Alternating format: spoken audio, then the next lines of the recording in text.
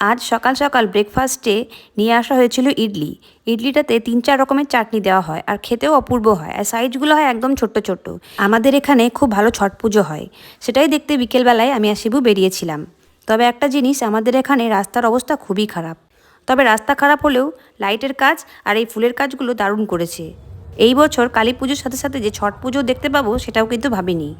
আগে যখন ছোট ছিলাম তখন বন্ধুদের সাথে ছট পুজো দেখতে যেতাম, তার আনন্দও কিন্তু একটা অন্যরকম ছিল।